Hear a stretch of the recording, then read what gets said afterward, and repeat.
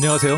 무비 리치를 진행하고 있는 송호진 감독입니다. 안녕하세요. 무비리치를 진행하고 있는 작가 김혜린입니다. 네, 오늘부터 김혜린 작가님과 무비 리치를 진행하게 됐습니다. 그동안 수고했던, 사실 지난주에 인사드렸죠. 끝인사를 우리 민재 배우가 드렸고, 이번에 새로 영화를 연구하시는 분이 물론 작가님이시기도 하지만 그 영화사 연구를 특별히 하고 계신데, 이제 너무 재미있게 또 이 이야기를 풀어가실 분이라서 제가 모셨습니다. 앞으로 잘 부탁드리겠습니다. 네, 감사합니다. 네. 자, 오늘은 지난주에 예고했듯이 송강호 주연의 김지훈 감독 연출이죠. 거미집에 관해서 좀 알아보려고 하는데요. 1970년대 꿈도 예술도 검열당하던 시대. 성공적이었던 데뷔작 이후 악평과 조롱에 시달리던 감독 김열은 촬영이 끝난 영화 거미집에 새로운 결말에 대한 영감을 주는 꿈을 며칠째 꾸게 됩니다. 그대로만 찍으면 틀림없이 걸작이 된다는 예감 때문에 그는 딱 이틀간의 추가 촬영을 강행하려 합니다. 그러나 대본은 심의에 걸리고 제작자 백 회장은 촬영을 반대합니다.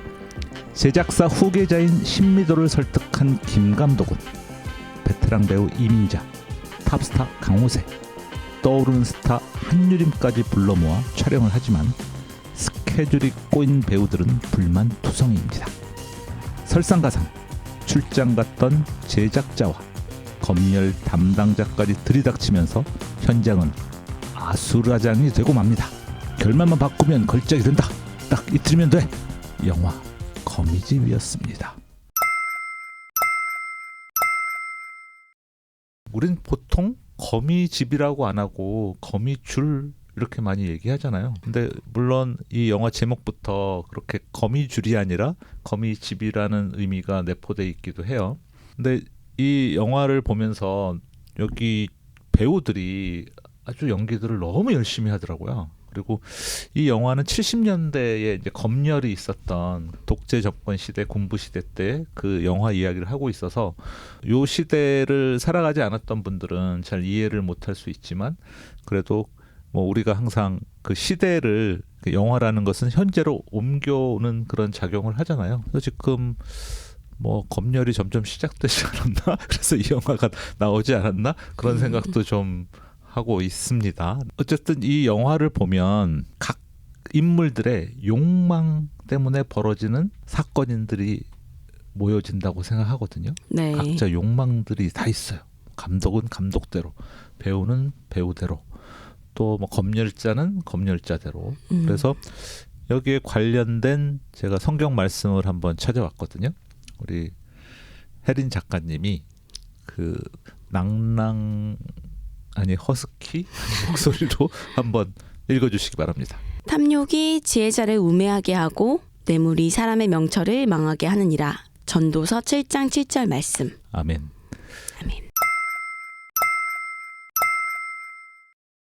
사실 이 당시에 그 김열이란 감독이 아주 능력 있고 뭐 지혜자라고까지는 영화 내에서 이렇게 나온다고 볼 수는 없지만 소위 말해서 뭐 초보 감독은 아닌 것 같아요. 어느 정도 경력이 있는 감독인데 감독들은 대부분 그럴 것 같거든요. 뭐 저도 감독이긴 하지만 자기 영화를 만들고 나서 좀 아쉬운 부분이 많죠 항상. 근데 그 아쉬운 부분을 좀 수정을 하고 뭐 재촬영하고 그러려면은 아무래도 비용이 더 들어가니까 뭐 개인 비용을 들여서 할 수는 없고 또 상업영화 같은 경우는 그런 고민이 분명히 있었을 것 같아요. 근데 여기에 출연한 배우들이 갑자기 소집이 돼가지고 각자 스케줄이 있을 텐데 불만도 있고 근데 어쨌든 이 영화가 더 흥행을 하기 위해서 좋게 만들기 위해서 모였다는 데는 동의를 하는 거예요. 그래서 자기들의 이제 욕망이 각각 나옵니다. 근데 또 여기 이제 검열관들이 등장을 해요. 근데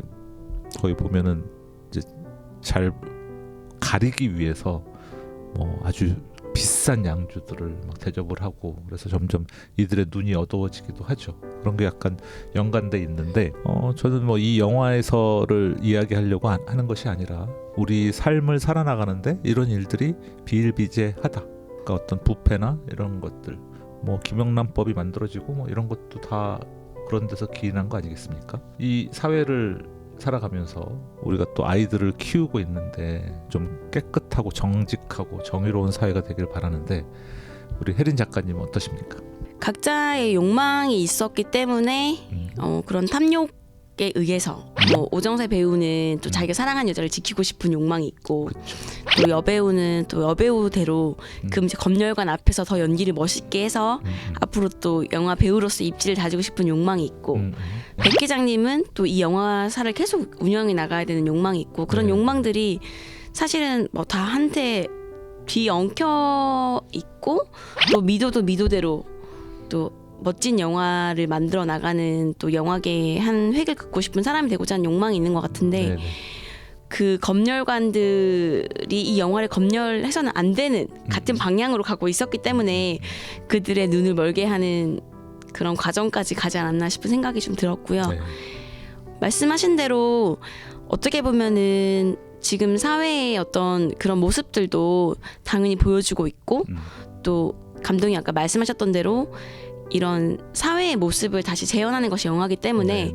아마 지금 거미집을 보면서 많은 분들이 사회의 그런 문제점을 생각하시고 계신 분들은 연관해서 볼 수 있지 않을까 하는 생각도 해보게 됩니다. 저는 오래전부터 했던 생각이 하나 있는데 그러니까 우리나라가 특별히 술 접대 문화가 좀 지나치다는 생각 많이 하거든요. 근데 저도 이제 예전에 뭐 코스닥 대표도 했었고 그렇기 때문에 그런 걸 경험을 했었는데 돌이켜 보면 지금도 흥행하고 있는 일들이고요. 그런 부분들이 술을 접대하건 또는 뭐 뇌물을 주건 이런 부분들은 순서를 바꾸는 거잖아요. 갑이 을에게 뭐 일을 준다든지 할 때 제일 잘하는 1등한테 잘하는 사람한테 주면 되는데 1등은 뭐 물론 그걸 유지하기 위해서 또 뭐 접대를 할 수도 있지만 보통 뭐 2, 3, 4, 5위 그 격이 안 되는데 자기가 그거를 수주를 받으려고 접대를 하게 되고 그런 비용이 어쨌든 생산품이건 뭐 건물이건 거기에 비용으로 들어간단 말이에요.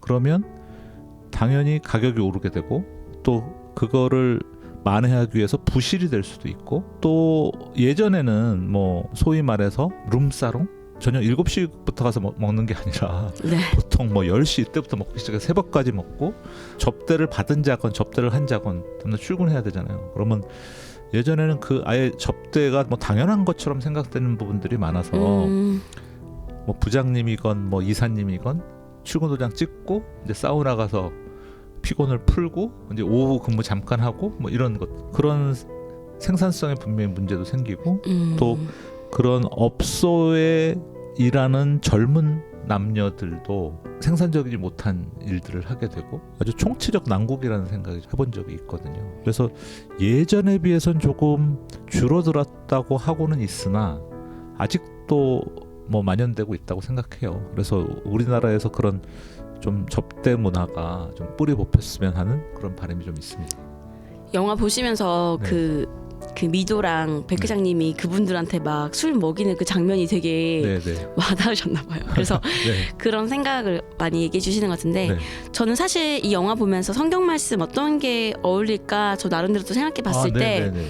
저는 모두가 협력해 선을 이룬다 이런 말씀 합력해서 선을 그죠? 합력해서 선을 이룬다 그 네. 말도 떠올랐고 로마서 8장 28절 네네네. 그리고 또 제가 든 생각은 왜 저희가 뭐 배우자 기도를 한다던가 네네. 아니면은 뭐 셀 모임을 한다던가 그런 얘기 할 때 서로가 사람들을 바라보지 말고 정말 주님을 바라봐야 된다. 그래야 우리가 결국은 맞는 방향으로 서로가 좋은 지점에서 만날 수 있다 이런 네네. 얘기를 많이 했었는데 네. 저는 이 거미집 영화를 보면서 모두가 뭐 각자의 욕망이 있지만 그래도 이 영화가 완성되기를 바라는 마음은 똑같잖아요. 그렇죠.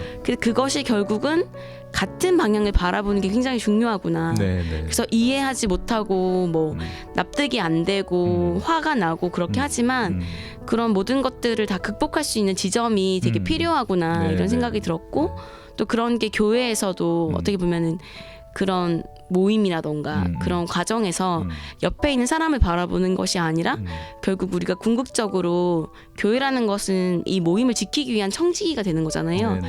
그런 마음이 되게 필요하겠구나 이런 생각을 조금 오히려 들었던 것 같고 또 한편으로는 오정세가 자기 애를 임신한 줄 알고 되게 막 잘해주잖아요. 근데 그 여배우가 뭐 오빠야 아니야 이렇게 얘기하고 나서도 되게 잘해주잖아요. 계속 그걸 보면서 아 저런 배신을 당했어도 계속 사랑하는구나. 저것이 주님의 사랑인가?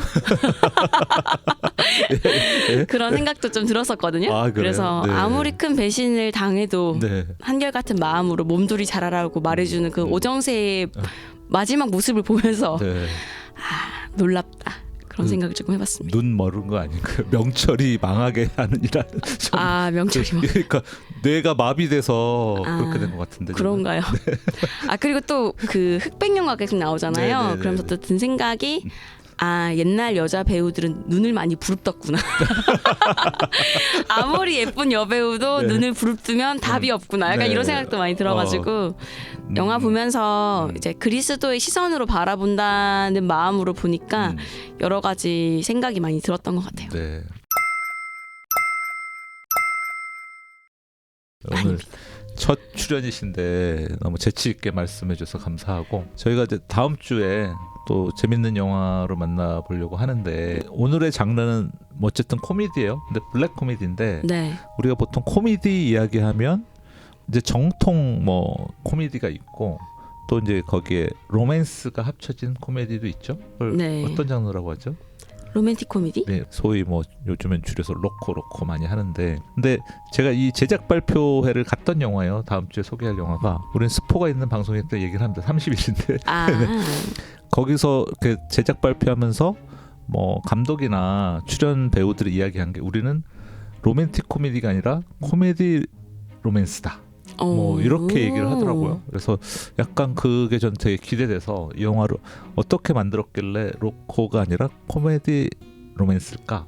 코로네요. 코로. 예, 그래서 궁금함에 영화관에 달려가서 본 영화입니다. 그럼 알겠습니다. 다음 주에는 30일로 만나 뵙도록 하죠. 기대하고 있겠습니다. 네, 오늘 여기까지 하도록 하겠습니다. 감사합니다. 다음 주에 뵐게요. 감사합니다. 다음 주에 뵐게요.